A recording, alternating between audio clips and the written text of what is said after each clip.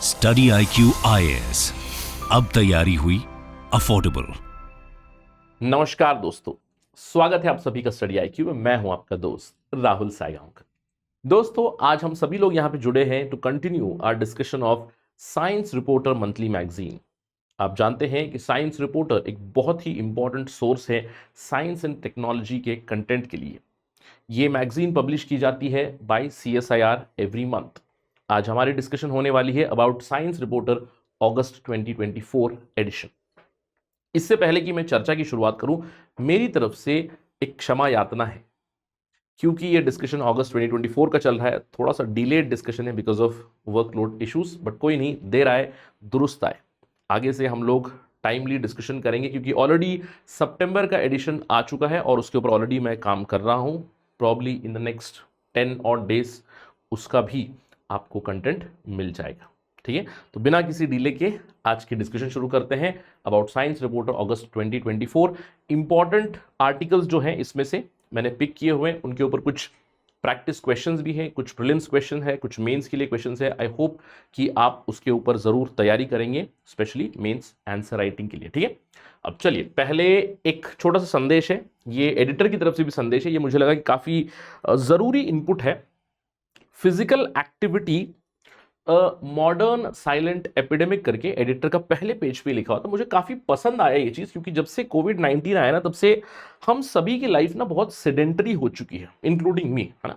क्योंकि कोविड-19 में घर से बाहर जाना बंद हो गया था 2020-2021 में। तब से लेकर बहुत सारे लोग जैसे कोविड-19 के दौरान वर्क फ्रॉम होम शुरू कर चुके हैं, कुछ लोग वापस जा चुके हैं, अभी भी कुछ लोग वर्क फ्रॉम होम कर रहे हैं।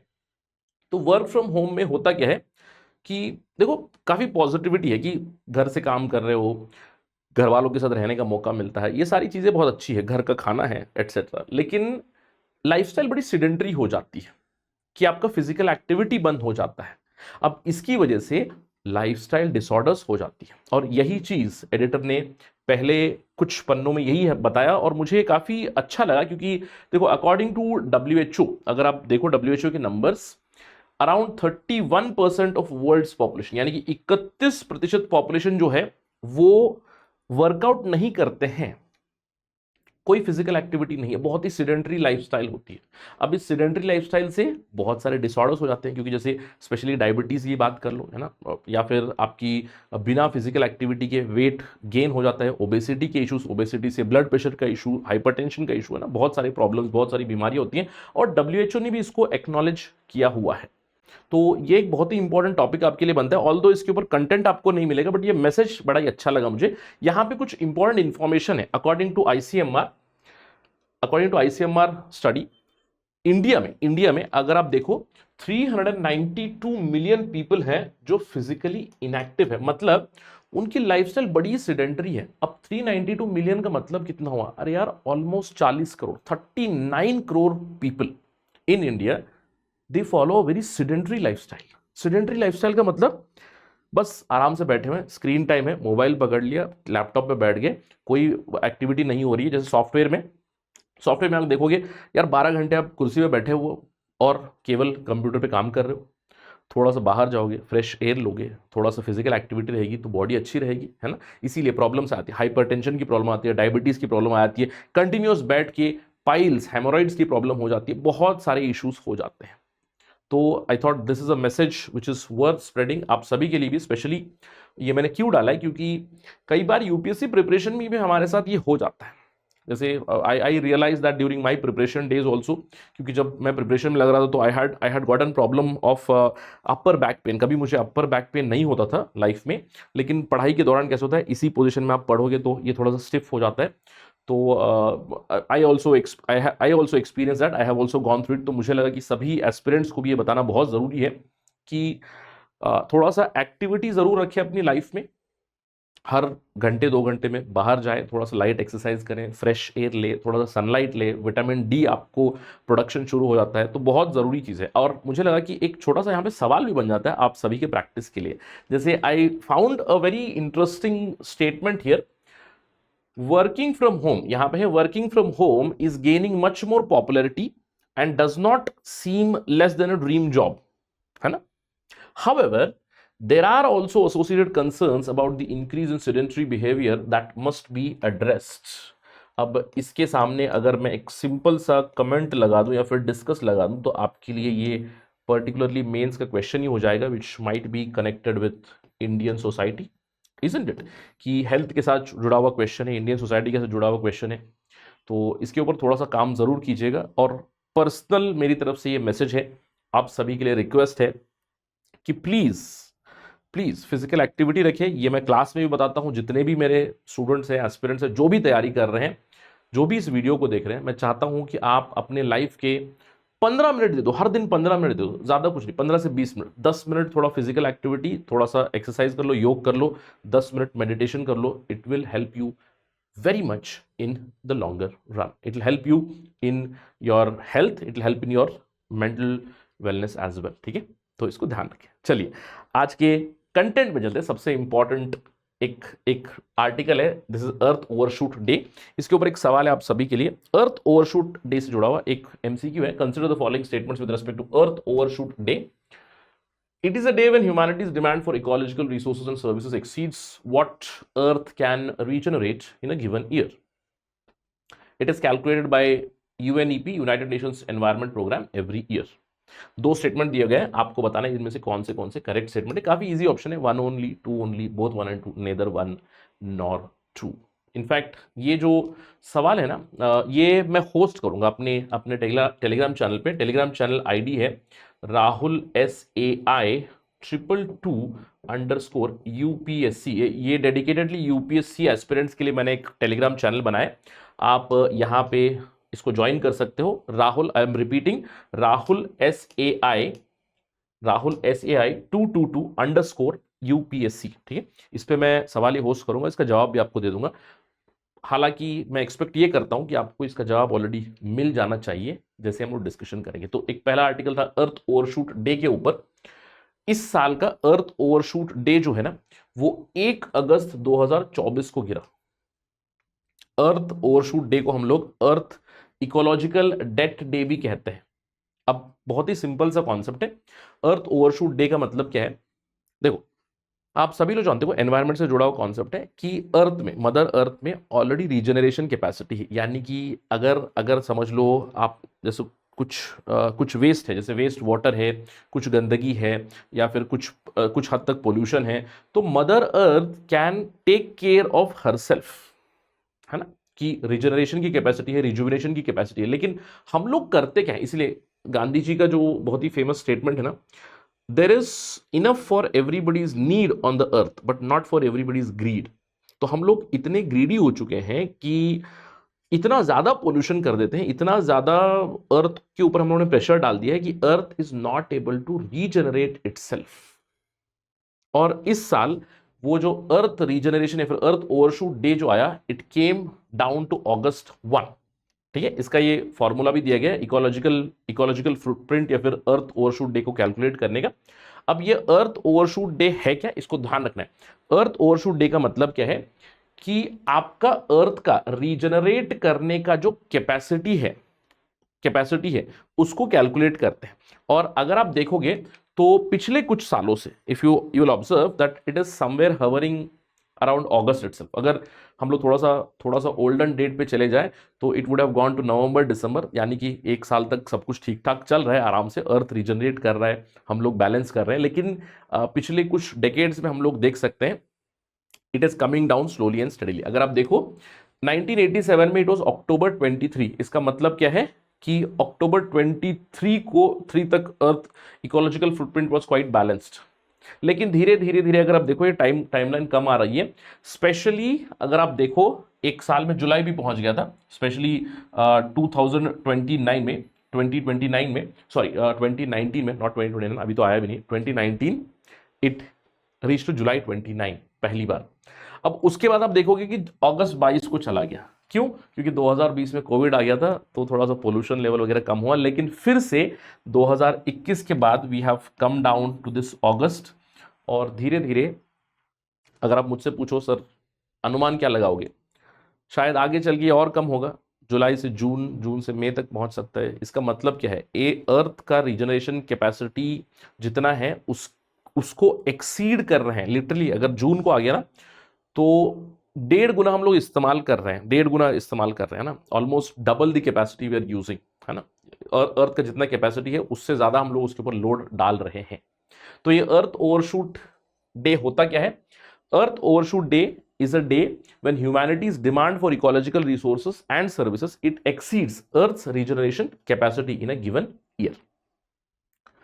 इसको कौन कैलकुलेट करता है, इसको कौन होस्ट करता है? नोट करना है, इट इज नॉट यूएनईपी, ये नोट करना है, इट इज नॉट यूएनईपी, ये यूएनईपी नहीं है।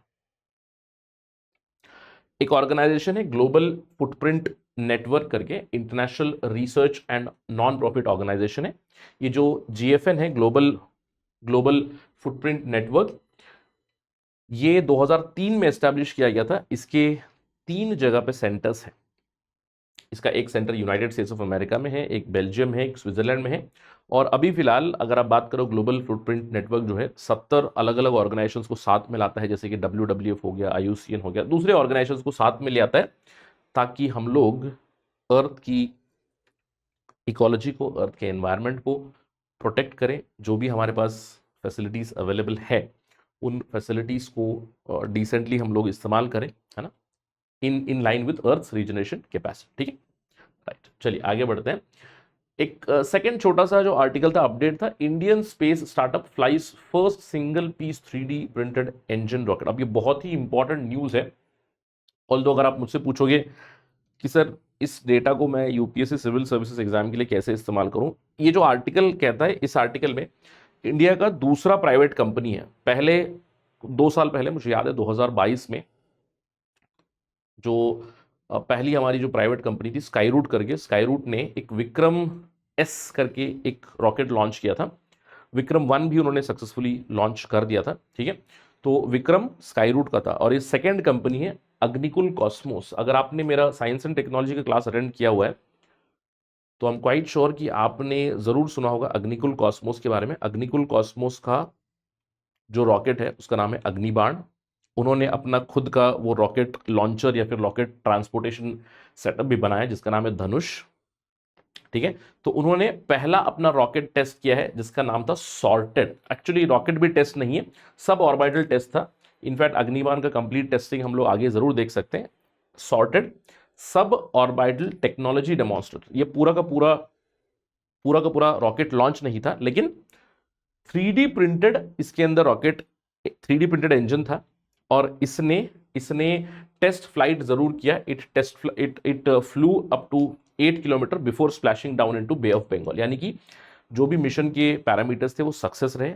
ये पूरा का पूरा इसने सैटेलाइट ऊपर नहीं भेजा, इसको नोट करना है। ठीक है, इसका मतलब क्या है, इग्नाइट हुआ, रॉकेट ऊपर गया, कुछ सेकेंड के लिए 8 किलोमीटर उसने ट्रैवल किया और स्प्लैश डाउन किया बे ऑफ बंगाल में, लेकिन टेक्नोलॉजी जरूर इन्होंने डेमोन्स्ट्रेट की अपनी। तो यहाँ पे ध्यान रखना है कि चेन्नई बेस्ड स्टार्टअप है अग्निकुल कॉस्मोस। अग्निकुल कॉस्मोस का एक बहुत ही इंपॉर्टेंट कनेक्ट है IIT मद्रास के साथ, क्योंकि IIT मद्रास के इंक्यूबेटर सेंटर से ही ये डेवलप हुआ है।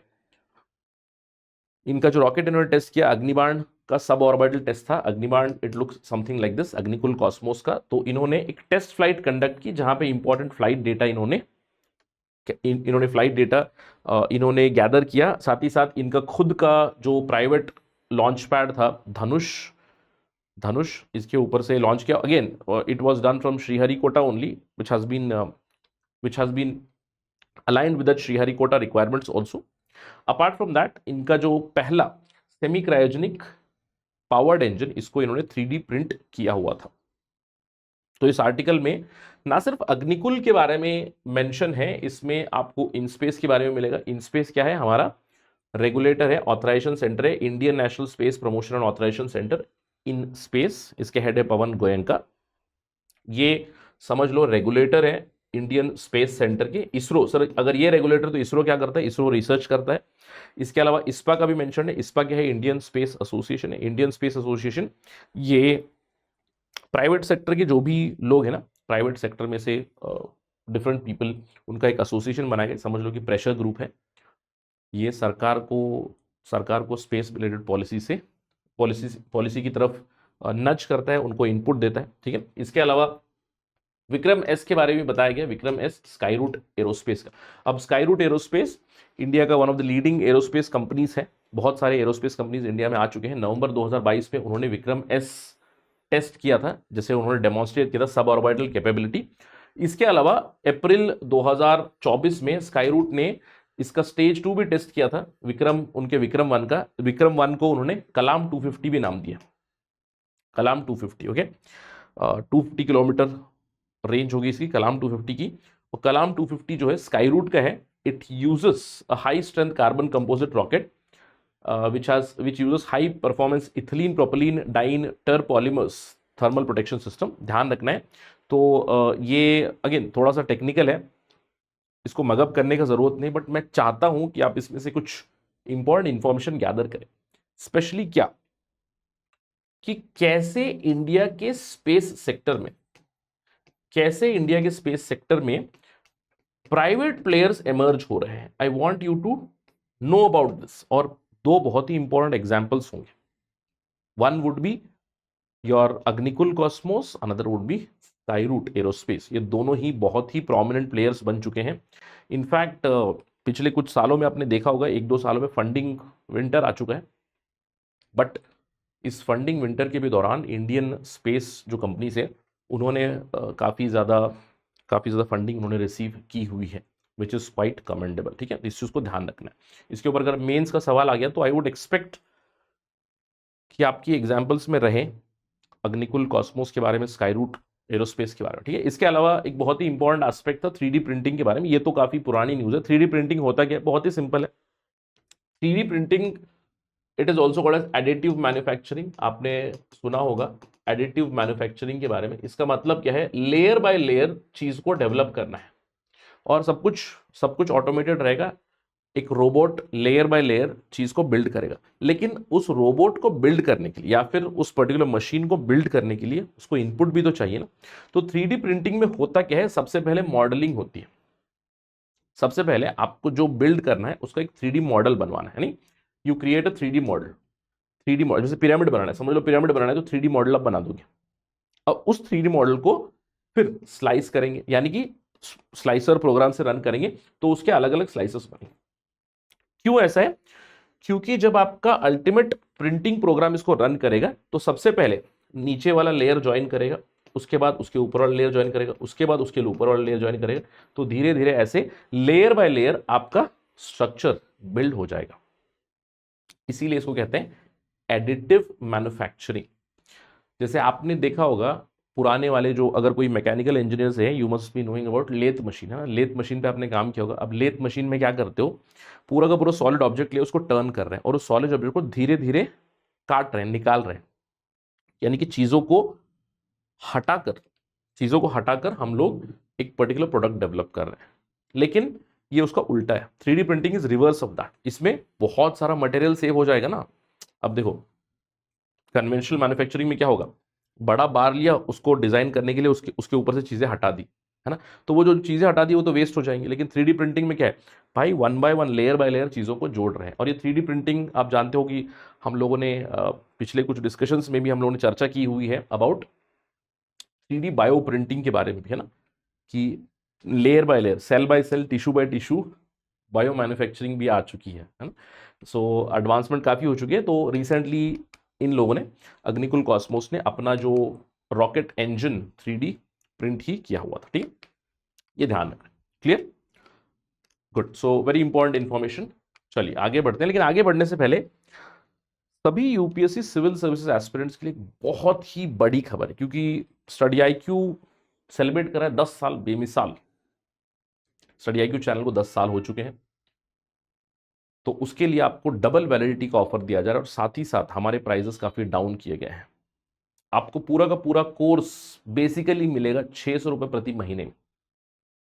ठीक है, तो हमारा जो 2025 का जो प्रोग्राम है P2I prelims to interview programme for 2025 सितंबर बैच, ये क्लोज आउट होने वाला है 19 सितंबर को। इससे पहले इसको एनरोल करें।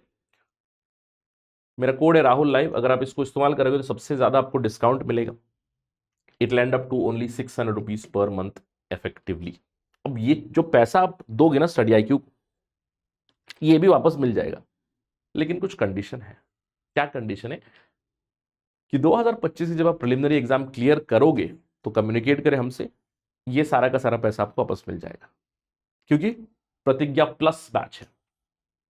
प्रतिज्ञा तो है कि अगर आप प्रीलिम्स क्लियर करोगे हम पैसा वापस कर देंगे, प्लस है कि अगर आप हमारे वीकली टेस्ट में परफॉर्म अच्छे से करोगे, रैंक 1 लाओगे, तो आपको 11,000 रुपए जीतने का मौका भी मिलेगा। So these things are there. So इसको एनरोल करें बिफोर 19 सितंबर फॉर 2025 बैच, क्योंकि अभी मैं कहूँगा यू स्टिल हैव टाइम। सितंबर, अक्टूबर, नवंबर, दिसंबर तक फाउंडेशन बिल्ड करेंगे, दिसंबर जनवरी तक, उसके बाद प्रीलिम्स के ऊपर फोकस करेंगे, तो you will be good to go for 2025। Do enrol as soon as possible, ठीक है। चलिए अगले आर्टिकल पे चलते हैं। अगले आर्टिकल पे जाने से पहले, जैसे अगले आर्टिकल है 7 स्वराज एंड क्वांटाइजेशन, तो उससे जुड़ा हुआ एक सवाल है। आई नो अब तो आपको आंसर पता चल जाएगा। Consider the following terms: Gandhar, रिक्वा, Madhyam, Pancham. The above terms are connected with, किस चीज से ये अगले टर्म्स कनेक्टेड है? I will give you 5 seconds to read the question. In the meantime मैं थोड़ा सा पानी सिप कर लेता हूं, आप थोड़ा सा क्वेश्चन को पढ़े और इसको जवाब देने की कोशिश करें।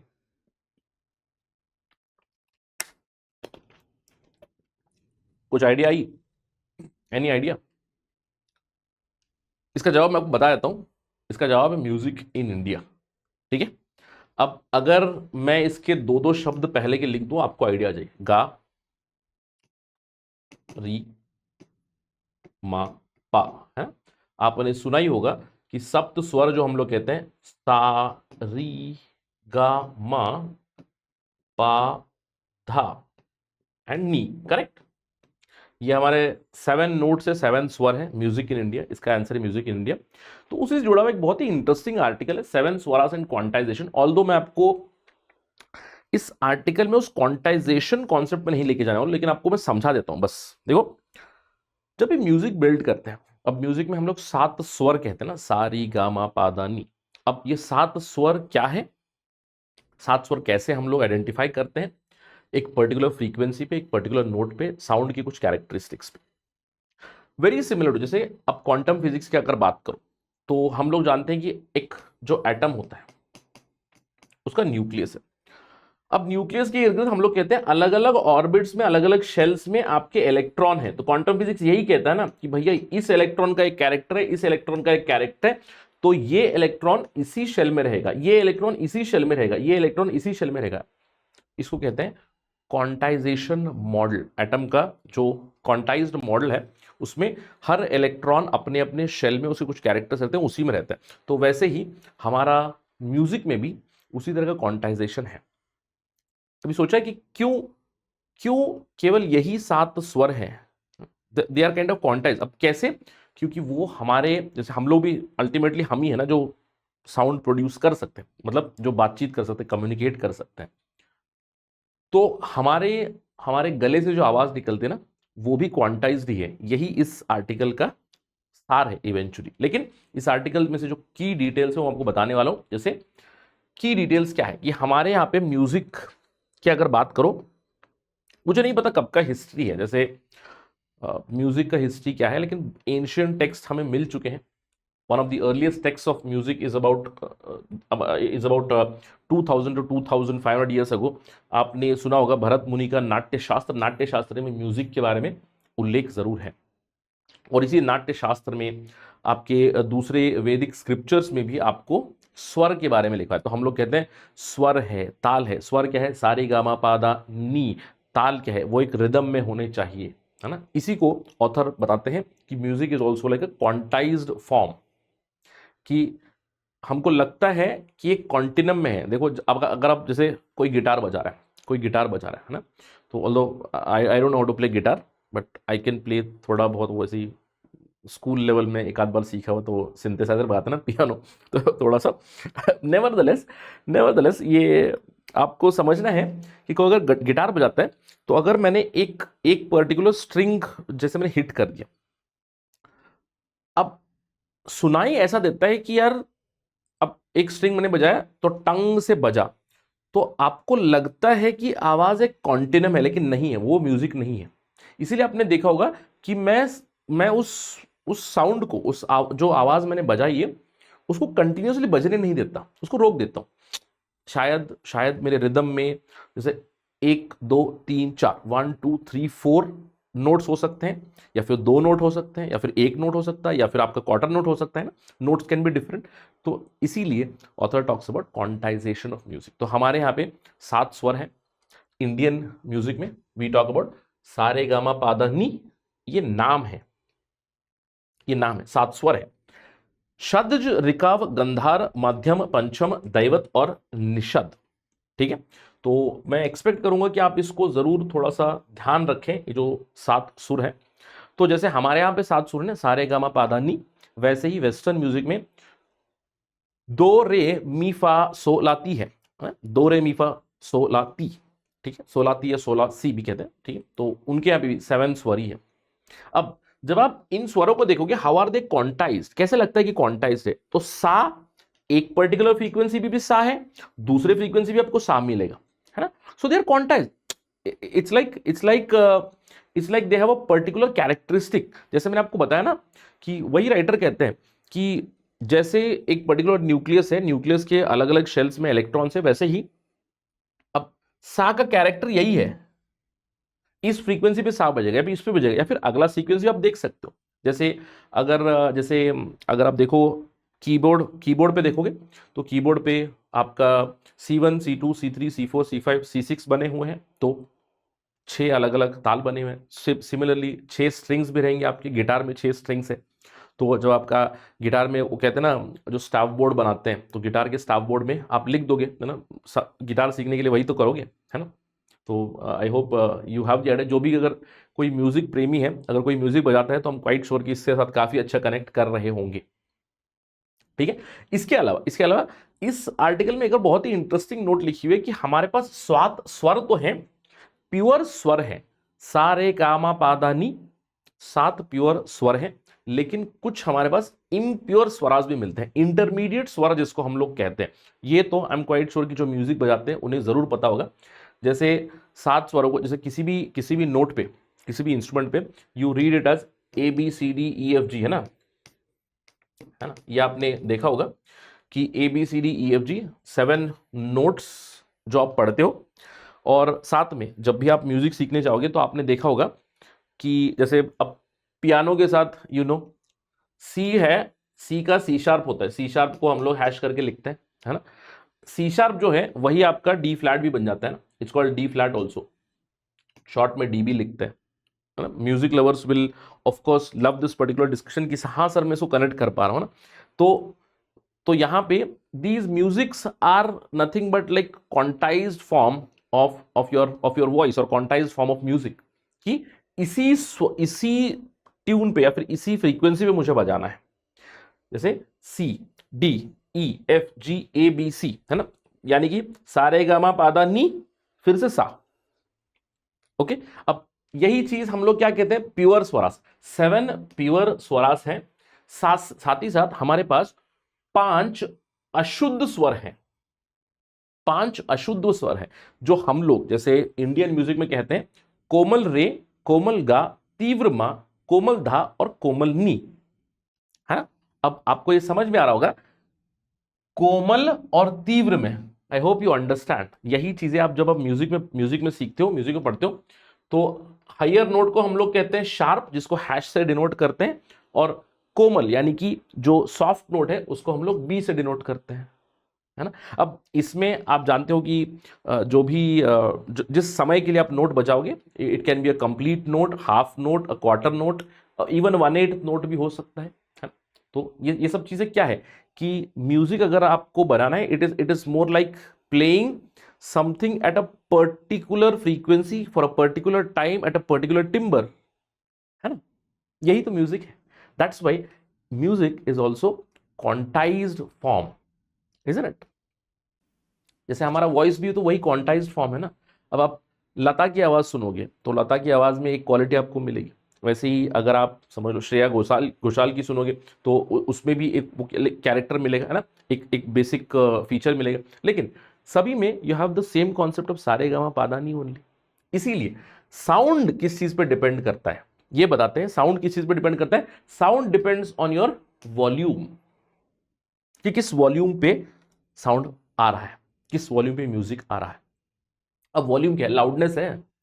वॉल्यूम किस पे डिपेंड करता है? वॉल्यूम एम्पलीट्यूड पे डिपेंड करता है, कितना एम्पलीट्यूड है ना? अब जब हम लोग नॉर्मल डिस्कशन करते हैं, नॉर्मल हमारी जो बातचीत होती है ना 50 से 60 डेसिबल में होती है, उसको डेसिबल में हम लोग कैलकुलेट करते हैं। 50 to 60 डेसिबल में आपको नॉर्मल कॉन्वर्जेशन होता है। अगर मैं आपके कान में कुछ कुछ खुसफुसा रहा हूं, it is somewhere around 20 decibel. Industry में जो जोर जोर से आवाजें आती हैं, that is somewhere around 75-80 decibels, है ना? तो इसको बोलते हैं वॉल्यूम और लाउडनेस। इसके अलावा म्यूजिक या फिर voice we also characterise by frequency. Frequency तो पता है ना कि frequency is number of times, एक सेकंड में कितने साउंड वेव है, इसको हम लोग हर्ट्ज में कैलकुलेट करते हैं। अब हमारी जो कान की सुनने की क्षमता है, या फिर मैं कहूंगा ऑडिबल जो रेंज है हमारी, ऑडिबल मेरी सुनने की जो ताकत है, it is from 20 hertz to 20 kilohertz, है ना? 20 हर्ट्ज टू 20 किलो हर्ट्ज। तो ये 20,000 हर्ट्ज है, इसको हम लोग 20 किलो हर्ट्ज भी लिख सकते हैं। इसके अलावा एक और क्वालिटी है टिम्बर। अब ये जो टिम्बर है, इसका कोई timbre whatever you want to call, ठीक है, इसका कोई यूनिट नहीं होता है। It is connected with that quality of sound. It depends on the tone colour, it depends on tone quality. जैसे मैंने आपको बताया, अगर आपने गाना सुन लिया है ना, अब जैसे किसी ने सारे गामा पादा नहीं बोल दिया, तो अगर लता की आवाज आप आइडेंटिफाई कर लो, why? Through the timbre of her voice. Similarly आवाज सुन ली, ये श्रेया घोषाल की, अरे ये किशोरदा की आवाज, ये मोहम्मद रफी की आवाज, ये मुकेश की आवाज, है ना? तो ये क्वालिटीज के बारे में बताते। इसके अलावा हमारी जो रेंज है, जैसे हम लोग भी जब बात करते हैं, आदमी बात कर सकता है, man can speak with frequencies of around 100 hertz and above, यानी कि हमारी जो बात करने की क्षमता है, हम जो बात करते हैं ना, नॉर्मली 100 हर्ट्ज प्लस हम लोग आराम से बात करते हैं। और हमारी जो सुनने की कैपेबिलिटी है, मैंने आपको ऑलरेडी बता दिया है, it is 20 hertz to 20 kilohertz, ठीक है। अब इसके ऊपर जो होता है, इसको हम लोग कहते हैं अल्ट्रासाउंड, इसको हम लोग कहते हैं अल्ट्रासाउंड फ्रीक्वेंसी। और इसके नीचे जो होता है, इसको हम लोग कहते हैं इंफ्रासाउंड, ठीक है। इसको नोट कर लेना, बहुत जरूरी है। Clear? Alright, very very important. Alright, तो अब ऑल्दो मैंने आपको बताया कि नॉर्मल कॉन्वर्सेशन में जैसे 50 से 60 डेसिबल होता है, फ्रीक्वेंसी 100 हर्ट्ज के आसपास होती है। लेकिन अगर मैं धीरे से बात करूं, खुसफुसाऊं, तो जैसे 20 हर्ट्ज के आसपास भी आई कैन से, ऑलमोस्ट मतलब 15 से 20 हर्ट्ज के आसपास भी आई कैन, ठीक है, I can speak. Clear? Right. तो this was about the 7 swaras. Very interesting article, although again जो भी एग्जाम के लिए रिलेवेंट था वो मैंने यहाँ पे आपके लिए डाल दिया है, बट थॉट आई होप कि आपको समझ में आ गया होगा। 7 स्वरास एंड द क्वांटाइजेशन करके था। ओके, चलिए अगले आर्टिकल पे चलते हैं। बहुत ही इंटरेस्टिंग आर्टिकल है, the image of sound, Nimisha Vaidya. Okay, image of sound. अब इसके ऊपर मैंने आपके लिए एक सवाल बनाया, बहुत ही सिंपल सवाल है आंसर राइटिंग के लिए। What do you understand by acoustic imaging? How are, और हाउ के बदले मैं लिख दूंगा व्हाट, एक्चुअली यहां पे व्हाट होना चाहिए। What are the key applications, or how are the key applications of acoustic imaging built? इस तरह का भी सवाल हो सकता है। What are the key applications of acoustic imaging? ये बेटर रहेगा, ठीक है। यही है, sound of image is nothing but acoustic image. अब ये जो पूरा आर्टिकल ये बेसिकली आपको क्या बताता है? अकूस्टिक कैमरा के बारे में। आप सोच रहे हैं सर अकूस्टिक कैमरा ये क्या होता है?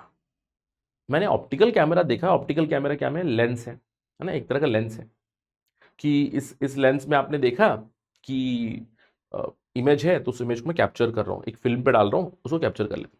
ये अकूस्टिक कैमरा क्या है? अकूस्टिक कैमरा, इसको हम लोग नॉइस कैमरा भी कहते हैं, कई बार इसको हम लोग अकूस्टिक इमेजिंग कैमरा भी कहते हैं। क्यों? क्योंकि ये जो डिवाइस है साउंड वेव को कैप्चर करेगा और उसको एक इमेज में परिवर्तित कर देगा।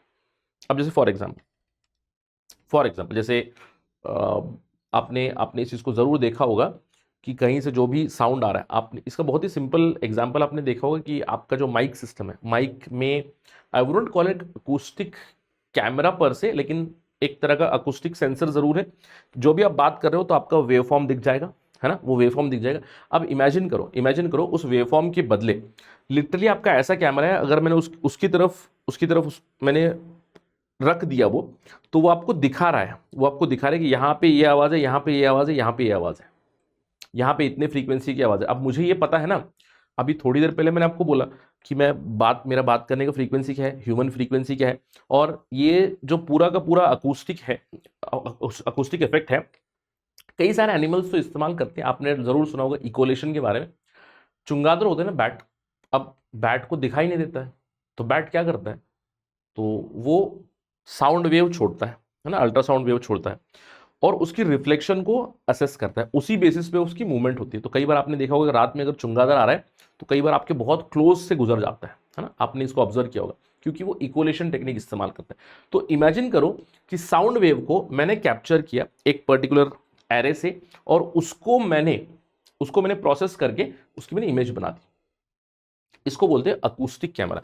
अब जो अकूस्टिक कैमरा मिलते हैं तो कुछ इस तरह के दिखाई देते हैं ना, जैसे यहाँ पे बहुत सारे साउंड कैप्चरिंग एरे होगा कि जहां से भी साउंड आ रही है वो साउंड इस एरे में कैप्चर करेगा, और ये जो कैमरा है ये उसकी इमेज बना देगा, उस सिग्नल की इमेज बना देगा।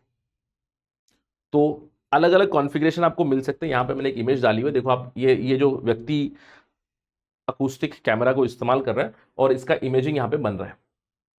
आजकल तो अकूस्टिक ऐसे कैमरा आ चुके हैं कि हाथ में पकड़ लो। अब इस व्यक्ति ने हाथ में पकड़ा है, ही सिंपली होल्डिंग इट, और कहीं से जिस तरफ उसने पॉइंट किया ना, इसके पीछे में एक माइक्रो एरे है जो साउंड को डिटेक्ट करेगा, और ये जो उस कैमरा की वजह से, उस, या फिर मैं कहूँगा उस एरे की वजह से उसने इमेज बना दी। उसको ये दिख रहा है कि यहाँ पे कहीं से आवाज़ आ रही है, वो भी एक पर्टिकुलर फ्रीक्वेंसी, इस फ्रीक्वेंसी, सब कुछ बता देगा। दैट इज अकूस्टिक कैमरा या फिर अकूस्टिक इमेजिंग। अब आपके दिमाग में ऑलरेडी थॉट आ जाना चाहिए, सर अगर ऐसी चीज़ है तो ये तो काफ़ी अमेजिंग है ना, इसको तो मैं बहुत जगह पे इस्तेमाल कर सकता हूँ। जैसे फॉर एग्जांपल, अब कुछ ही दिन पहले मैं एक न्यूज़ देख रहा था, 3 या 4 दिन पहले, कहीं पे बारिश में ना दो लोग, एक्चुअली 2 बूढ़े लोग, वो बारिश हुई थी, किसी मैनहोल में जाके फंस गए। ऑलमोस्ट 1 दिन बाहर नहीं, मतलब उनको ढूंढा नहीं गया था, है ना। अब इमेजिन करो अगर मैंने अकूस्टिक कैमरा इस्तेमाल किया, अकूस्टिक इमेजिंग इस्तेमाल कर ली, वो बंदा अंदर से चिल्ला रहा है बचाओ बचाओ, तो मैंने देखा, उसको डिटेक्ट करो, अरे यहाँ से एक आदमी के आवाज की फ्रीक्वेंसी का इमेज मुझे दिखाई दे रहा है, तो शायद वो वहां पे हो सकता है ना। हाँ, इमेजिन करो, इतना सेंसिटिव है, हाई सेंसिटिविटी कैमरास या फिर हाई सेंसिटिव इमेजिंग इक्विपमेंट बना सकता हूँ कि कहीं पे एक पाइपलाइन है, उस पाइपलाइन में छोटा सा कहीं पे होल है जहां से लीकेज हो रही है, तो मैं एक्यूस्टिक कैमरा वहां पे लगा लूं, तो वहां से एक आवाज आ रही है, आवाज आ रही है, वो डिटेक्ट कर लिया। या फिर सिंपल आपका ऑटोमोटिव इंडस्ट्री में टायर पंचर है, अरे कोई पानी वानी मारने की जरूरत नहीं है, सीधे एक्यूस्टिक कैमरा बता देगा अच्छा यहाँ पे है, क्योंकि वहां से आवाज आ रही है, किस चीज की आवाज आ रही है, हिसिंग आवाज आ रही है, आवाज नहीं, है ना। तो कितने एप्लीकेशन बन सकते हैं, अमेजिंग एप्लीकेशन बन सकते हैं।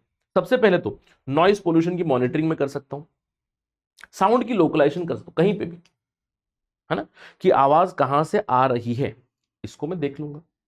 इसके अलावा इंडस्ट्रियल सेटिंग में तो बहुत मदद होगी, जितना भी जोर जोर का आवाज होता है इंडस्ट्रियल सेटिंग में, उसको मैं कम कर सकता हूं, है ना। I can find that noise, I can reduce that noise, traffic noise monitor कर सकता हूं, सेफ्टी के लिए इस्तेमाल कर सकता हूं, लीक डिटेक्शन के लिए इस्तेमाल कर सकता हूं, ऑटोमोटिव डिजाइन में जैसे टायर का मैंने एग्जांपल दिया, बिल्डिंग में, अब बिल्डिंग बनानी है, बिल्डिंग मैनेज करनी है, बिल्डिंग में अकूस्टिक्स मेंटेन करने, ऑडिटोरियम बनाना है, तो भैया इससे हम लोग कर सकते हैं। मेडिकल डायग्नोसिस में आ जाएगी। अब मेडिकल डायग्नोसिस जैसे फॉर एग्जाम्पल, कई बार आपने देखा होगा जब आपका पेट खराब होता है तो पेट में गुड़गुड़ आवाज आती है, फिर पेट में कई बार भूख लगती है तो एक कर करके आपके इंटेस्टाइन से आवाज आती है, पता चलेगा ना, डिटेक्ट कर लेगा क्या चल रहा है ना। साइंटिफिक रिसर्च में इस्तेमाल करते, तो बहुत जगह पे हम लोग इसको इस्तेमाल कर सकते हैं, we can use it at many other places, ध्यान रहेगा। तो बहुत ही इंटरेस्टिंग एक आर्टिकल है। इनफैक्ट अकूस्टिक टेक्नोलॉजी बहुत जगह पे हम लोग अभी इस्तेमाल कर रहे हैं, तो जब भी कोई आर्टिकल आएगा it should be connected with acoustic idea, acoustic energy etcetera, इसके ऊपर थोड़ा सा ध्यान जरूर दें, ठीक है। चलिए आगे मूव करते हैं अगले आर्टिकल के ऊपर, लेकिन उससे पहले अगेन नोट करना है ना सिर्फ 2025 बैच के लिए, क्योंकि हमारा 10 साल बेमिसाल प्रोग्राम चल रहा है। 10 साल बेमिसाल प्रोग्राम में जो 2 साल बेमिसाल ऑफर चल रहा है उसके अंदर जैसे मैंने आपको बताया डबल वैलिडिटी तो है ही है, 15 सितंबर तक वैलिड है। ये प्रोग्राम हमारा 16 सितंबर से शुरू हो रहा है। लॉन्ग टर्म बैचेस फॉर 2026 का बैच शुरू हो रहा है 16 सितंबर से। 2027 के लिए भी स्टार्ट हो रहा है। ध्यान रखना है 600 रुपए प्रति महीने में पूरा का पूरा P2I प्रोग्राम मिला, यानी कि प्रीलिम्स टू इंटरव्यू प्रोग्राम पूरा आपको मिल जाएगा। 600 रुपीज पर मंथ। एक स्कूल का जो महीने का फीस होता है वो भी कम से कम 1000, 1200, 1500, 2000 तक पहुंच गया है। बहुत महंगा हो गया है। मेट्रोपॉलिटन सिटीज में तो मत पूछो मुझसे बहुत ज्यादा है, ठीक है ना। बच्चे की फीस पूछो कितना है, 80 हजार बच्चे की फीस, पहली कक्षा की, पहली दूसरी कक्षा की फीस, है ना। तो 600 रुपये में आपको पूरा का पूरा यूपीएससी का प्रोग्राम हो जाएगा। 600 पर मंथ। तो जो भी आप प्रोग्राम सेलेक्ट करोगे उसके ऊपर अगर आप राहुल लाइव कोड इस्तेमाल करोगे it will come down to this price effectively. Join करें और अगर आप क्लियर करोगे अपना प्रिलिमिनरी एग्जाम, आपको ये पैसा भी पूरा का पूरा वापस मिल जाएगा। आपकी मेंस की तैयारी हम करा देंगे, इंटरव्यू की तैयारी हमारी रहेगी, है ना। तो complete programme at effective price of 600 rupees per month. अब ऐसा नहीं कि पूरा का प्रोग्राम, कुछ लोग पूछेंगे सर 600 रुपये पूरा प्रोग्राम, नहीं, 600 रुपये प्रति महीना गिरेगा, जितना भी महीने का वैलिडिटी लोगे उसके हिसाब से, ठीक है। तो जाइएगा हमारे वेबसाइट www.studiiq.com पे, वहां पे आपको सारी इंफॉर्मेशन मिल जाएगी। एनरोल करें। Before enrolling do use the code Rahul live. Okay right, चलिए आगे बढ़ते हैं। नेक्स्ट आर्टिकल पे चलते हैं। सेंटिनियल ऑफ क्वांटम लीप, बहुत ही इंटरेस्टिंग आर्टिकल है, बहुत ही जरूरी आर्टिकल भी मैं कहूंगा एग्जामिनेशन के पॉइंट ऑफ व्यू से। यहां पे हम लोग जानेंगे बोस आइंस्टाइन कॉन्डेंसेट या फिर बोस आइंस्टाइन स्टैटिस्टिक्स के बारे में। क्यों है? क्योंकि सत्येंद्रनाथ बोस ने एक लेटर लिखा था और अपना पेपर भेजा था एल्बर्ट आइंस्टाइन को। एल्बर्ट आइंस्टाइन ने उस पेपर को जर्मन में कन्वर्ट करवा लिया और एल्बर्ट आइंस्टाइन ने उस पेपर को पब्लिश करा दिया। इसको हो चुके हैं 100 साल। 1924 में, आप यहां पे तारीख देख सकते हो, यहां पे लेटर्स भी पब्लिश है। This is a letter written by Satyendranath to Albert Einstein in 1924। इसको 100 साल हो चुके हैं। तो जितना लोग एल्बर्ट आइंस्टाइन की बातें करते हैं, पता नहीं क्यों उतना ज्यादा सत्येंद्रनाथ बोस की बातें नहीं करते। Of course I am not comparing to great personalities, but कहीं ना कहीं सत्येंद्रनाथ बोस को जो क्रेडिट जाना चाहिए वो क्रेडिट मिला नहीं। अब आपको ध्यान रखना चाहिए कि काफी कंट्रीब्यूशन रही है एस एन दास की। इनका नाम नामांकित भी किया गया था नोबेल प्राइज के लिए। इंडियन लोगों ने नोबेल कमेटी को नाम भेजा था। 3 to 4 years नॉमिनेट भी हुए थे, लेकिन अल्टीमेटली ही couldn't get that prize. 1950s की बात है। नेवरदलेस काफी इंपॉर्टेंट कंट्रीब्यूशन रही है एस एन दास की। इसके बारे में चर्चा करते हैं। तो ये जो एक पेज है इसके बारे में थोड़ी देर में आपको बताऊंगा, लेकिन एक सवाल है आप सभी के लिए। इस सवाल को पढ़ें तब तक I just have a sip of water और थोड़ा सा अपने दिमाग में इस सवाल के प्रति कंटेंट को बिल्ड करने की कोशिश करें। क्या आप इस चीज को जानते हैं?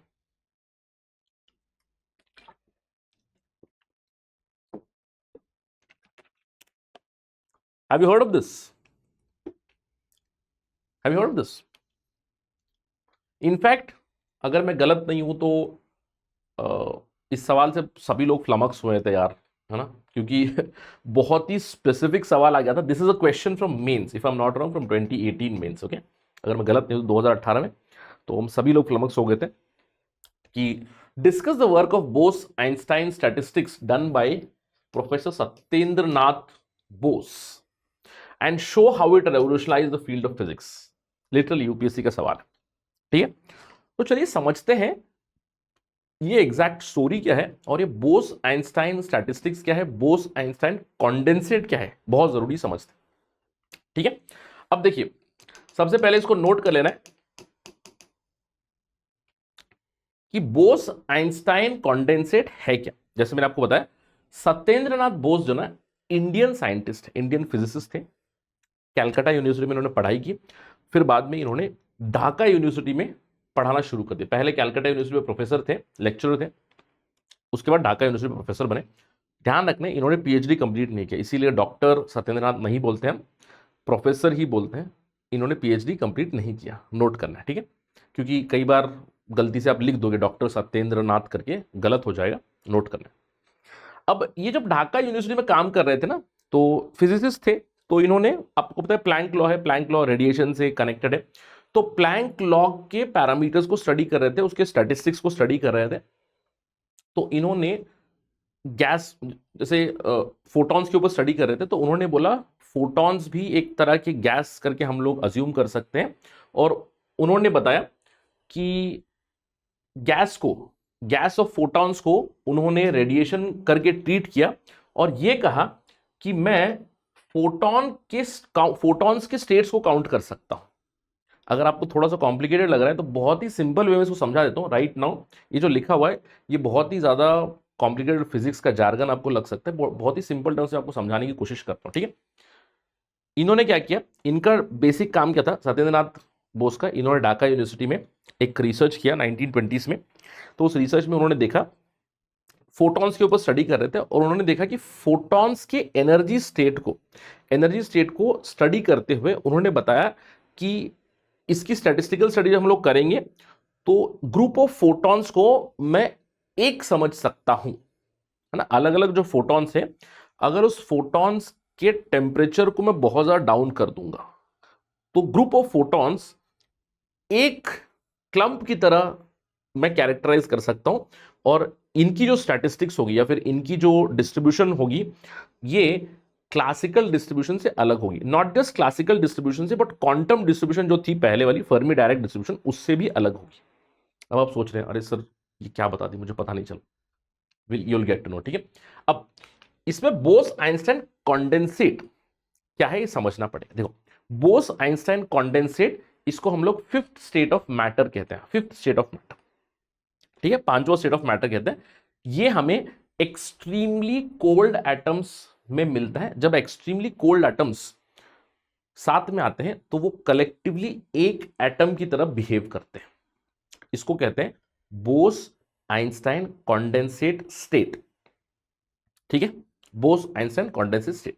इसीलिए BEC is one of the 5 primary states of matter where at very low temperatures and at very very low energy जो क्वांटम मैकेनिक्स के रूल डिक्टेट करते हैं इंडिविजुअल एटम पे। जैसे क्वांटम मैकेनिक्स में आप जानते हो कि फोटॉन का एक तरह का स्पिन है, एक फुल इंटीजर स्पिन है, एक हाफ इंटीजर स्पिन है। तो अलग अलग क्वांटम मैकेनिक्स की या फिर क्वांटम जो रूल्स है उसको मैं स्टडी करता हूं। लेकिन यहां पे कुछ अलग ही फिनोमेना आपको दिख जाएगा जहां पे अलग अलग एटम्स जो है वो सिंगल सुपर एटम की तरह ये बिहेव करेंगे।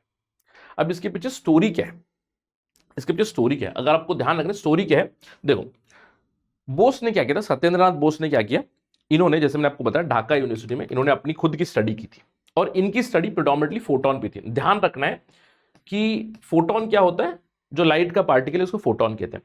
तो एस एन दास ने फोटोन को स्टडी करते हुए बोला कि फोटोन का बिहेवियर बहुत लो टेम्परेचर पे थोड़ा सा अलग बिहेव करता है वो, और उसके ऊपर उन्होंने स्टडी किया, स्टैटिस्टिकल कैलकुलेशन किया, अलग अलग फॉर्मूलाज लिखे और उसको पब्लिश करने की कोशिश की।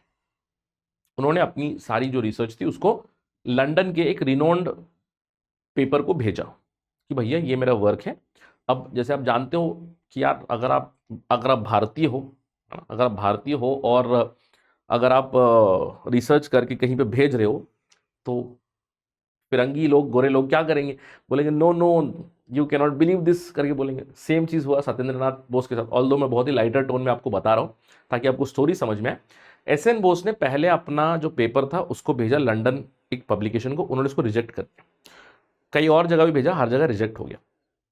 अब एस एन बोस होते हैं वो आइंस्टाइन को काफ़ी मानते थे, इनफैक्ट वो आइंस्टाइन को गुरु ही मानते थे क्योंकि आइंस्टाइन बहुत ही प्रोमिनेंट फिजिसिस्ट थे उस समय के, उस एरा के। तो उन्होंने ऐसे ही एक लेटर लिख दिया, साथ में अपना पेपर भी भेज दिया कि अल्बर्ट आइंस्टाइन जी ये मेरा ऐसे पेपर है, ऐसा स्टडी है। जो मैंने ऑब्जर्व किया उसमें मुझे लगा कि फोटोन, अगर एक गैस है फोटोन का, जैसे फोटॉन्स है, बहुत सारे फोटॉन्स है, मैंने बहुत कम टेम्परेचर उसका किया तो उसका स्टैटिस्टिकल डिस्ट्रीब्यूशन, उसकी जो कैरेक्टर्स थी वो अलग मुझे दिखी। सारे ऑल अलग अलग फोटॉन्स से बहुत सारे फोटॉन्स थे, मुझे लगा कि वो एक बन गए हैं।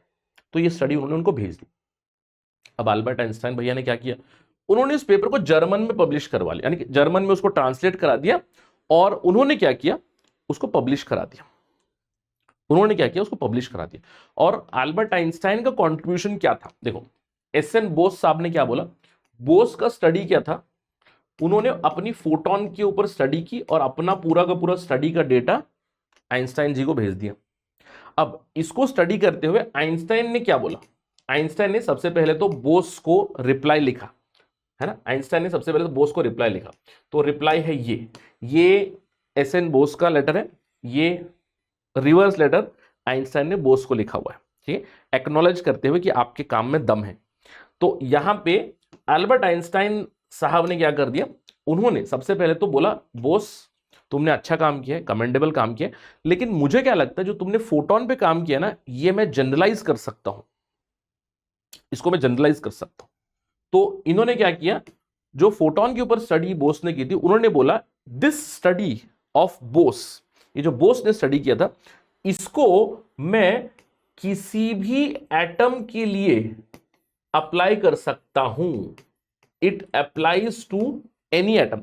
तो बोस ने तो फोटोन पे स्टडी की थी। अब जैसे ही एल्बर्ट आइंस्टाइन ने पेपर पब्लिश करा दिया, इन्होंने बोस जी को बुला लिया और आइंस्टाइन और बोस ने मिलकर उसके बाद में कई सारे पेपर्स पब्लिश किए टू प्रूव, बेसिकली थियोरेटिकली, मतलब थियोरेटिकली प्रूव करने के लिए, थ्योरी में प्रूव करने के लिए कि हम लोगों ने ढूंढा क्या है, एक तरह का नया क्वांटम डिस्ट्रीब्यूशन हम लोगों ने ढूंढा है, एक तरह का नया स्टैटिस्टिकल हम लोगों ने डिस्ट्रीब्यूशन का मॉडल ढूंढ निकाला है, जहां पे फोटॉन्स पे तो काम करेगा ही करेगा, किसी भी एटम पे ये काम करेगा। ठीक है, अब आप सोच रहे हैं कि सर लिटरली थोड़ा सा मुझे कंफ्यूजन हो रहा है, तो बहुत ही सिंपल टर्म्स मुझे समझाने दीजिए, बहुत ही सिंपल टर्म्स पर। ठीक है, बचपन में स्कूल में हम लोगों ने पढ़ा है सॉलिड है ना, स्टेट ऑफ मैटर क्या है, सॉलिड है। अब सॉलिड का मतलब क्या है यार, एटम ना बहुत ही क्लोजली पैक्ड है, बहुत क्लोजली पैक्ड, मूव नहीं होते हैं, बहुत ही क्लोजली पैक्ड है ना, करेक्ट, ये सॉलिड है सर, ये सॉलिड है, समझ गया, one state of matter. Sir solid के अलावा जहां पे आपके एटम्स जो होते हैं ना थोड़ा सा लूजली ऑर्गेनाइज्ड हैं, फिर भी इंटरेक्ट कर रहे हैं एक दूसरे के साथ, और जिस किसी कंटेनर में डालूंगा उस कंटेनर का शेप ले लेंगे, इसको बोलते हैं लिक्विड। ठीक है सर, मैं समझ गया, ये सेकेंड स्टेट ऑफ मैटर है। वैसे ही सर गैस है ना, वैसे ही गैस है, करेक्ट, ये थर्ड स्टेट ऑफ मैटर है। अब गैस के अंदर पार्टिकल्स बहुत ही लूज है, बहुत ही लूज है, अगर मैं इसको कंटेनर में डाल दूंगा तो उसका शेप नहीं लेंगे, ये आपको पता है ना, गैस का कोई शेप नहीं होता है ना, यू डू अंडरस्टैंड। अब सर सॉलिड लिक्विड गैस, ये तो तीन स्टेट ऑफ मैटर, ये तो मैंने बचपन में पढ़ा हुआ, ये आई नो, है ना। अब इसके अलावा अलग अलग साइंटिस्ट ने जैसे एक्सरे वगैरह जब बनाया उस समय पे उन्होंने एक फोर्थ स्टेट ऑफ मैटर भी ढूंढ गया, जो चौथा स्टेट ऑफ मैटर है। इस गैस को आप गर्म कर दो, इस गैस को आप हीट कर दो, बहुत ही हाई टेम्परेचर पे हीट कर दो, है ना, तो क्या होगा, ये आपको पॉजिटिव और नेगेटिव आयोनिक फॉर्म में मिल जाएंगे, यानी कि इसके इलेक्ट्रॉन्स रिलीज हो जाएंगे, जो भी गैस है जैसे समझ लो अब हीलियम है, तो मैंने हीलियम गैस को इतना ज्यादा गर्म कर दिया कि उसके इलेक्ट्रॉन बाहर निकला है, तो नेगेटिव चार्ज आ गया, और हीलियम खुद पॉजिटिव आयन बन गया, करेक्ट है ना। तो ये जो पॉजिटिव नेगेटिव जो गैस का जो सेटअप है, इसको हम लोग कहते हैं प्लाज्मा, ये तो आपको पता है। और ऑल्दो बहुत ही हाई टेम्परेचर पे हमें प्लाज्मा मिलता है, ये भी हमें पता है, लेकिन लो टेम्परेचर प्लाज्मा भी बनाने की टेक्निक साइंटिस्ट ने ढूंढ ली, ये भी आपको पता है। ये फोर्थ स्टेट ऑफ मैटर, ये चौथा स्टेट ऑफ मैटर है। अब इसी का उल्टा जाओ, मैं अलग कलर से लिख रहा हूं, I am going to write here with blue, I hope कि आप सभी को दिख रहा होगा। अब इस गैस को मैं पूरा का पूरा ठंडा कर दूंगा, बहुत ही कूल डाउन कर दूंगा, बहुत ही कूल डाउन। कितना कूल डाउन कर दिया मैंने, कितना कूल डाउन कर दिया, -273 डिग्री सेल्सियस के आसपास, इसको बोलते हैं 0 केल्विन बोलते हैं ना, 0 केल्विन के आसपास में उसको ले गया, इक्का दुक्का इधर समझ लो, -270 डिग्री सेल्सियस। ठीक, अब जब इस लेवल पे लेकर जाता हूं तो यही है बोस आइंस्टाइन कंडेंसेट। अब बोस आइंस्टाइन कंडेंसेट क्या है, ये जो गैस के पार्टिकल्स है, यहां पे तो प्लस माइनस हुए ना, अब ये जो गैस के एटम्स है, ये गैस के एटम्स इतना साथ में आ जाएंगे कि ये एक सिंगल एटम की तरह बिहेव करेंगे, that means they behave like a single atom, they behave like, in fact मैं टर्म इस्तेमाल करूंगा, they behave like a super atom, they behave like a super atom. समझ में आ गया? They behave like a super atom. ये है Bose Einstein condensate. इस स्टेट को कहते हैं Bose Einstein condensate. I hope इससे सिंपल आपको एक्सप्लेनेशन कहीं नहीं मिलेगा। This is called as BEC, Bose Einstein condensate, fifth state of matter. अब सवाल उठता है, सर आपने जो टेक्निक बताई या फिर आपने जो टेक्निकल टर्म्स बताए उसका क्या फंड है? जैसे अब क्लासिकल चीजें, सॉलिड, लिक्विड्स, गैसेस हैं, ये ना एक डिस्ट्रीब्यूशन फॉलो करते हैं और उस डिस्ट्रीब्यूशन को हम लोग कहते हैं, उस डिस्ट्रीब्यूशन को मैं कहता हूं मैक्सवेल बोल्ट्जमैन स्टैटिस्टिक्स या फिर मैक्सवेल बोल्ट्जमैन डिस्ट्रीब्यूशन हम लोग कहते हैं। क्लासिकल जो चीजें हैं ना, they follow Maxwell Boltzmann statistics या फिर मैक्सवेल बोल्ट्जमैन डिस्ट्रीब्यूशन। अब इससे पहले कि बोस ने अपना काम किया था, दूसरे लोगों ने भी क्वांटम रेल में काम किया था, है ना। जैसे आप जानते हो वुल्फगैंग पॉली, वुल्फगैंग पॉली क्या कहता है? Pauli's exclusion principle. Pauli's exclusion principle क्या कहता है? क्या कहता है कि जिस किसी फर्मियन के हाफ इंटीजर स्पिन होते हैं, they follow Fermi Dirac distribution और फर्मी डायरेक्ट स्टैटिस्टिक्स। ये हमारा ऑलरेडी पहले क्वांटम का रूल था। क्वांटम स्टैटिस्टिक्स में या फिर क्वांटम डिस्ट्रीब्यूशन में हम लोग के पास ऑलरेडी था फर्मी डायरेक्ट डिस्ट्रीब्यूशन।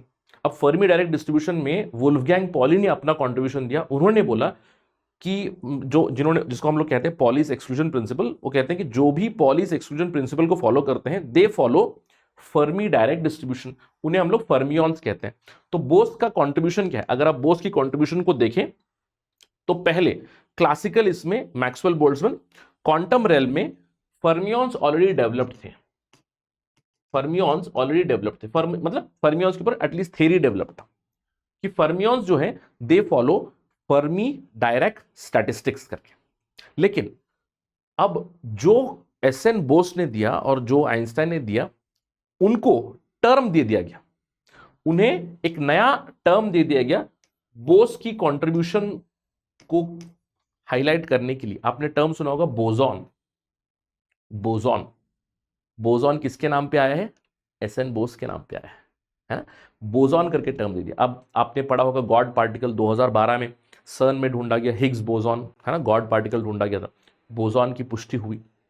तो ये जो बोसॉन है, इसको इन्होंने बोला boson does not follow Fermi Dirac statistics और Fermi Dirac distribution. Boson follows something called as Bose Einstein statistic.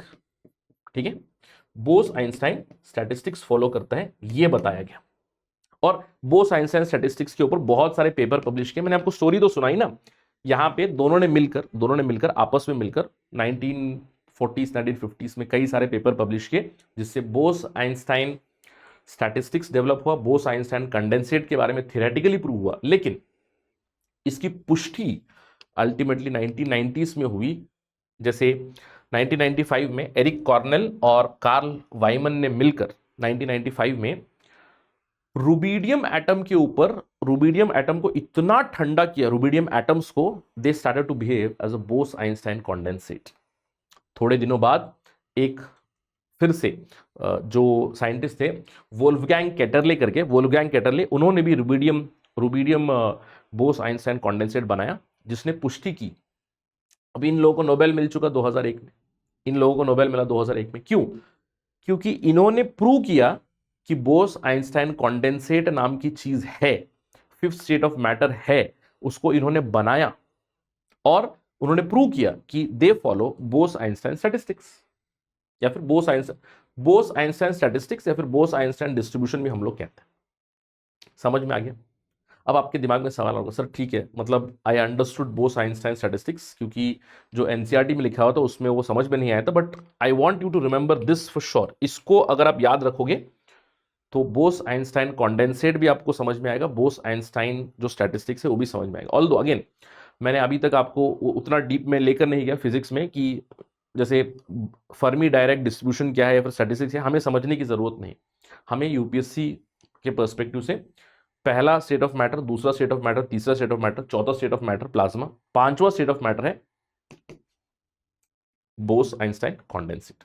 Clear, good. अब सवाल उठता है, सर इसकी एप्लीकेशन क्या है, मुझे ये बताओ एप्लीकेशन क्या है। अब यही तो लिखा गया ना, एप्लीकेशन क्या है, सिंपल है, जितना कोल्ड टेम्परेचर पे जाओ, अरे आपको सुपर कंडक्टिविटी मिल जाएगा, सुपर फ्लूइडिटी मिल जाएगा। अब हाल ही में 2023 में यूनिवर्सिटी ऑफ शिकागो ने सुपर केमिस्ट्री का नाम भी दे दिया, very interesting. Super chemistry applications, super fluidity applications, super conductivity applications. Similarly आपकी क्वांटम कंप्यूटिंग में, क्वांटम इंफॉर्मेशन में, पार्टिकल फिजिक्स में जो हमारा पूरा का पूरा स्टैंडर्ड मॉडल है, आपने देखा होगा स्टैंडर्ड मॉडल में हम लोग बोसॉन की पुष्टि कर चुके हैं। आपने जरूर नाम सुना होगा गॉड पार्टिकल का। अब गॉड पार्टिकल कितना स्ट्रेंज है,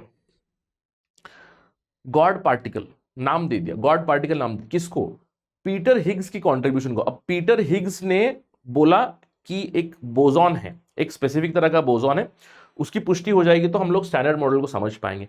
पीटर हिग्स को नोबेल मिल गया, ठीक है, वुल्फगैंग कैटरले को नोबेल मिल गया, एरिक कॉर्नेल को मिला, वाइमन को मिला, एसएन बोस को नहीं मिला। ऑल्दो नॉमिनेट कई बार हुए, बट एप्लीकेशंस आजकल तो बहुत ज्यादा इमेंस हो रही है। There are many opportunities even in terms of condense matter physics, आपकी क्वांटम इलेक्ट्रॉनिक्स में, क्वांटम कंप्यूटिंग में काफी ज्यादा Bose Einstein condensate can contribute. ठीक है, आई होप सभी को समझ में आ चुका है। ठीक है, चलिए आगे बढ़ते हैं, नेक्स्ट क्वेश्चन पे चलते हैं या फिर नेक्स्ट आर्टिकल पे चलते हैं। ऑरोरा सेलेस्टियल मैजेस्टी, तो ऑरोरा से जुड़ा हुआ एक आर्टिकल है, इससे जुड़ा हुआ आप सभी के लिए एक सवाल है। I am giving you 5 seconds to read this question, 5 to 10 seconds to read this question. ठीक है, प्रैक्टिस क्वेश्चन है।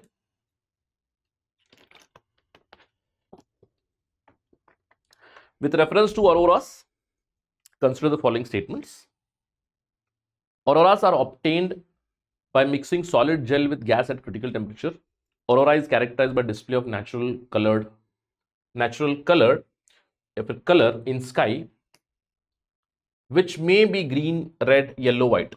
ठीक है, natural colors लिख देता हूँ, ठीक। Which of the above statement is correct? ठीक है, अटेम्प्ट कीजिएगा, जैसे मैंने आपको बताया ऑलरेडी।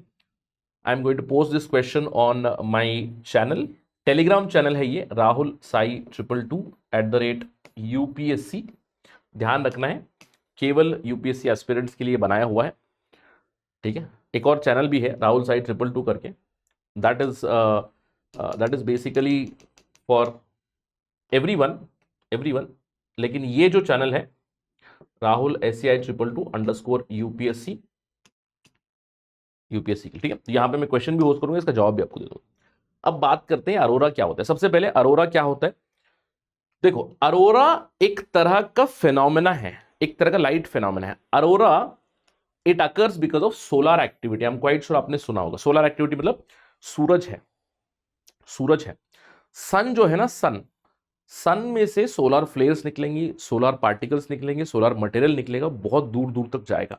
अब जब अर्थ के पास वो आएगा तो अर्थ की मैग्नेटिक फील्ड के साथ वो इंटरेक्ट करेगा। अर्थ के अपर एटमॉस्फेयर में अलग अलग आयॉन्स हैं, शायद ऑक्सीजन आयन होगा, नाइट्रोजन का आयन होगा, गैसियस कुछ आयॉन्स होंगे, उनके साथ इंटरेक्ट करेंगे और उस इंटरेक्शन के बाद एनर्जी रिलीज होगी इन फॉर्म ऑफ लाइट। और यही फिनोमेना हमें दिखता है।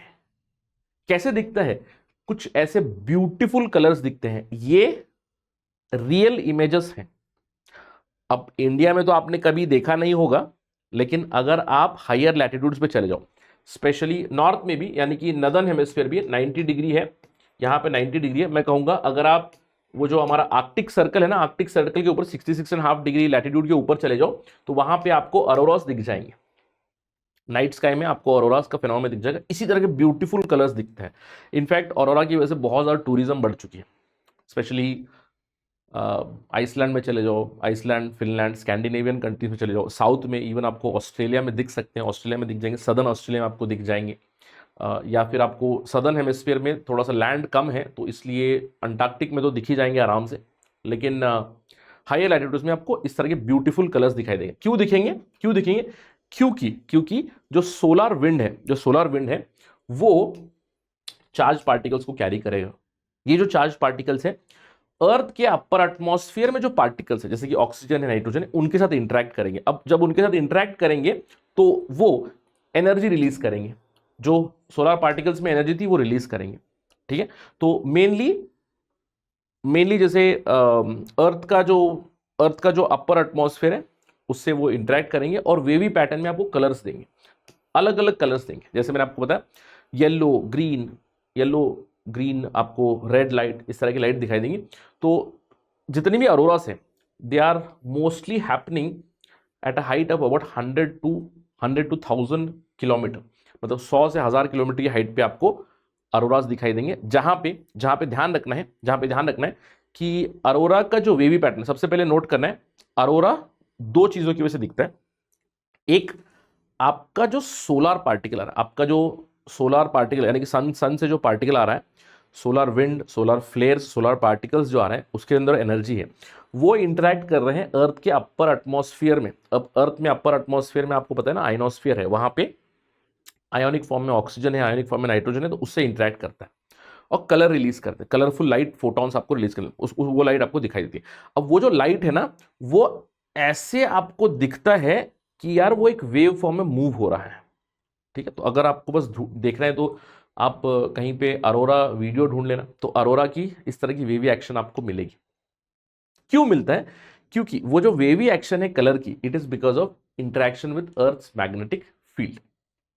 ठीक है, तो इस तरह के ब्यूटीफुल आपको इमेजेस मिलेंगे। अब अरोरा कहां दिखता है? जैसे मैंने आपको बताया अरोरा दो जगह पे दिखता है, नदर्न हेमिस्फीयर में दिखता है, सदर्न हेमिस्फीयर में दिखता है, लेकिन एक पर्टिकुलर लैटिट्यूड के ऊपर ही, और वो भी एक तरह के ओवल शेप में, जहां पे आपके पास वो अपर एटमॉस्फेयर में वो एलिमेंट्स हैं, वो आयोनिक फॉर्म में एलिमेंट्स हैं, साथ ही साथ जहां पे समझ लो कि उस तरह का सेटअप है, उस तरह की कैरेक्टरिस्टिक है, वहां पे आपको अरोरास दिखाई देंगे, नॉर्थ में भी साउथ में भी।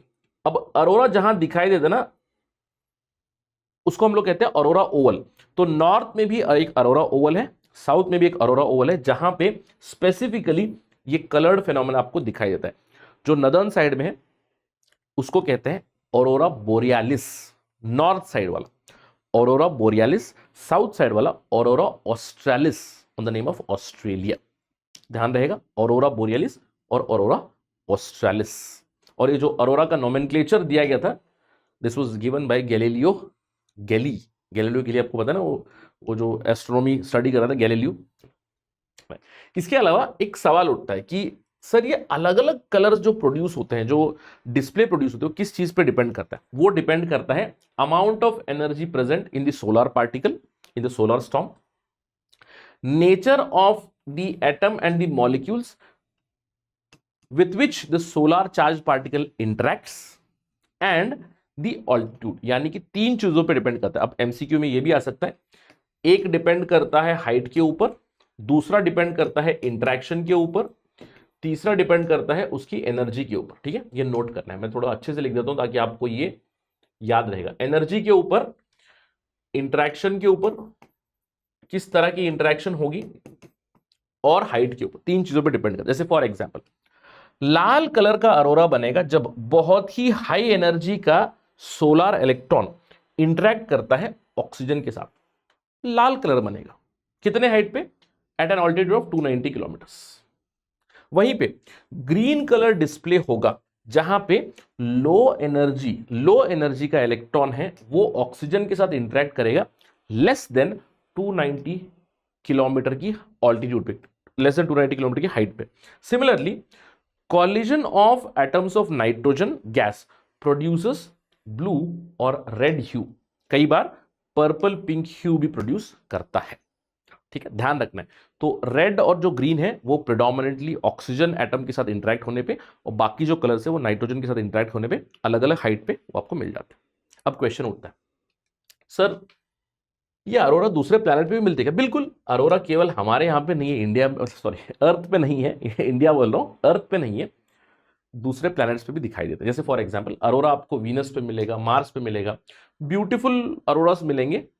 सर कैसे देखा हम लोगों ने? वो टेलीस्कोप से हम लोगों ने ऑलरेडी इमेजरी की हुई है, तो अलग अलग प्लैनेट्स पे आपको ऑरोरास मिले। क्यों? क्योंकि उन प्लैनेट्स का भी मैग्नेटिक फील्ड है और उन प्लैनेट्स के भी अपर एटमॉस्फेयर में आपको अलग अलग चीजें मिल जाएंगी। शायद ऑक्सीजन ना मिले, कोई और चीज मिलेगी, तो उसके साथ इंटरेक्ट जरूर करें, ठीक है।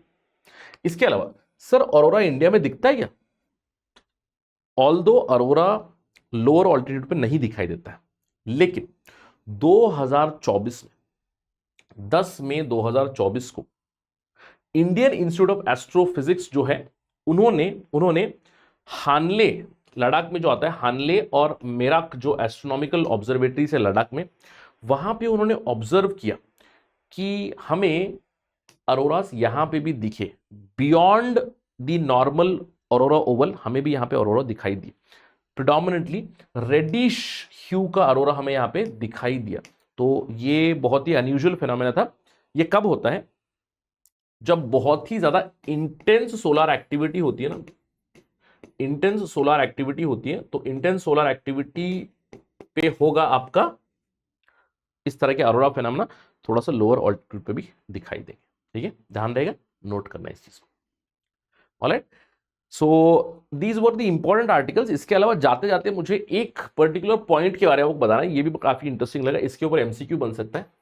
व्हाट इज फाइनमन पॉइंट करके, ठीक है। एक फिजिसिस्ट थे रिचर्ड फाइनमन करके, हम क्वाइट श्योर कि आपने उनका नाम सुना होगा, नैनो टेक्नोलॉजी से जुड़ा हुआ रिचर्ड फाइनमन फिजिसिस्ट है, कैलटेक में उन्होंने एक बहुत ही इंपॉर्टेंट स्पीच दिया था, जहां पे उन्होंने कहा there is plenty of room at the bottom which is considered as the beginning of nano technology in 1959, ठीक है। तो रिचर्ड फाइनमैन ने अपेरेंटली ये कहा जाता है, उन्होंने ऑब्जर्व किया पाई की वैल्यू। अब आप जानते हो पाई का जो वैल्यू, पाई क्या होता है, आपने देखा हो ना, हम लोग स्कूल में पढ़ते हैं पाई, है ना, पाई की वैल्यू आपने अगर पढ़ा होगा 22/7 करके पढ़ा होगा, है ना। तो पाई क्या है? एक इररेशनल नंबर है जो आपको मिलेगा by dividing a circles circumference bye it's diameter, ठीक है। एक सर्कल के सर्कमफरेंस को जब आप डिवाइड करोगे उसके डायमीटर से, तो आपको वैल्यू मिलेगी पाई की। और पाई की वैल्यू जब आप कैलकुलेट करोगे, इतना यूनिक नंबर है, जैसे अब अगर आप कोई फ्रैक्शन करो 22/7 नहीं कहते ना, 22/7 इज कॉल्ड पाई बेसिकली, ठीक है।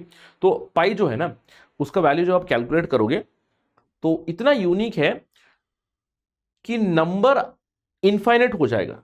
3.14 के बाद आपको 3.1 इनफाइनाइट नंबर्स मिलेंगे, रिपीटेड नंबर नहीं मिलेंगे। जैसे फॉर एग्जांपल, अब अगर आप देखोगी जैसे फॉर इंस्टेंस अब 10/3 करके देखो ना, अगर आप 10/3 नंबर करके देखो तो आपको क्या मिलेगा, 10/3 पे आपको क्या मिलेगा, यू विल गेट 3.33333 मिलता जाएगा। तो ये रिपीट होता जाएगा, तो हम लोग इसको 3.3334 लिख देंगे एंड में ना, कुछ ऐसे समझाने के लिए आपको बता रहा हूं। वैसे ही अगर आप पाई की वैल्यू कैलकुलेट करोगे तो 3.141592 बहुत लंबा लिस्ट चला जाएगा, बहुत लंबा लिस्ट चलेगा।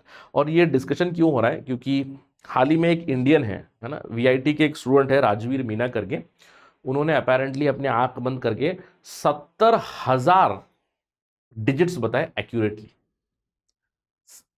I am repeating, 70,000 digits. 3 point, जैसे मुझे तो याद भी नहीं, आई नो ओनली 3.142, है ना, 3.142 हम शॉर्ट में याद करते हैं, 3.141592, 3.141592 इतना याद कर सकते ना। सो उसने क्या बोला, 3.141592 जो भी नंबर है, 70,000 नंबर उसने बताया, ठीक है। अब इसमें फाइनमन पॉइंट एक है, अपेरेंटली रिचर्ड फाइनमैन जो थे ना, तो उन्होंने ये ऑब्जर्व किया कि 762 नंबर पे 6 बार 9999 और 9 रिपीट होता है 6 टाइम्स। तो उन्होंने बोला हम लोग यहां पे पाई की वैल्यू रोक सकते हैं, लेकिन रुकता नहीं, बहुत ही अनयूजुअल है, बहुत ही रेयर आपको मिलेगा कि पाई की वैल्यू में आपको एक डिजिट 2 या 3 बार के बाद में नहीं मिलेगा, है ना, क्योंकि फ्रैक्शन जब आप ढूंढोगे तो रिपीट होता है। तो 762 पोजीशन पे जो आपको 6 9 मिलेंगे ना, इसको बोलते हैं फाइनमन पॉइंट। फाइनमन पॉइंट, ऑल्दो इसकी कोई पुष्टि नहीं है, मतलब स्टोरी है, बस ये स्टोरी मानी जाती है कि रिचर्ड फाइनमैन ने अपने एक लेक्चर में, अपने एजुकेशन के दौरान एक कंपटीशन चल रहा था, जब वो अपेरेंटली पाई की वैल्यू याद करने का कंपटीशन, बहुत जगह पे चलता है पाई वैल्यू रिमेंबर करने का कंपटीशन, तो रिचर्ड फाइनमैन ने बोला था कि हम लोग इस चीज़ को रोक सकते हैं 762 पे। क्यों? क्योंकि 762 के बाद आपको 99999 6 बार आता है, तो बस हम लोग उसको 9999 पे रोक सकते हैं करके, उसको फाइनमैन पॉइंट कहते हैं बस। बट रुकता नहीं है, पाई की वैल्यू अगर आप देखोगे तो जाएगा। सर कितना नंबर है मुझे नहीं पता, आई don't no, it goes on and on and on and on, infinite number तक चला जाएगा। बहुत ही यूनिक है पाई की वैल्यू इसलिए, ठीक है, याद रहेगा फाइनमैन पॉइंट। अगर एक एमसीक्यू बनेगा तो इसके ऊपर थोड़ा सा ध्यान जरूर रखिए, बहुत ही इंटरेस्टिंग इन्फॉर्मेशन, ठीक है। So that was about the August 2024 month science reporter. I am quite sure कि काफ़ी इंटरेस्टिंग इन्फॉर्मेशन आपको मिली होगी। कुछ प्रैक्टिस क्वेश्चन है, जैसे मैंने आपको बताया, उन प्रैक्टिस क्वेश्चंस को भी मैं पोस्ट करूंगा, साथ ही साथ उनके उत्तर भी मैं पोस्ट करूंगा probably next week on this particular channel @rahulsai222_UPSC। इसके अलावा अगर आपको मुझसे जुड़ना है, कोई भी सवाल पूछना है, you can always connect to me on Instagram @rahulsai222, और ये मेरा नंबर भी है स्टूडेंट्स के लिए, this is my number, you can also reach out to me on this particular number. No calls but do message, okay, ठीक, message आप कर सकते, ठीक है। This number is again active with the Telegram also, and recently I put W also, WhatsApp भी मैंने डाल दिया, ठीक है। तो ध्यान रखना है। Again very important discussion for science reporter. जैसे मैंने आपको बताया, डिस्कशन की शुरुआत में थोड़ा सा देरी हुई है, लेकिन देर आए दुरुस्त है। काफ़ी अच्छा डिस्कशन था, काफ़ी लंबा डिस्कशन भी हुआ हमारा। I hope it was useful for you. So till next time, stay safe and stick to your schedule. I'll see you next time in Science Reporter discussion with September very soon. It's already come out. Maritime domain के साथ जुड़ा हुआ काफ़ी interesting और काफ़ी ज़रूरी information है उसके अंदर भी, यूपीएससी सिविल सर्विसेज प्रिपरेशन के पर्सपेक्टिव से। तो जल्दी से उसका भी डिस्कशन करेंगे। Till that time, as I told you, stick to your schedule always. Thank you for watching this video. जय हिंद। Again, do like the video, do share the video to the needy people, and do subscribe to our channel Study IQ also. Okay, thank you again. Jai Hind. Study IQ IAS, अब तैयारी हुई affordable.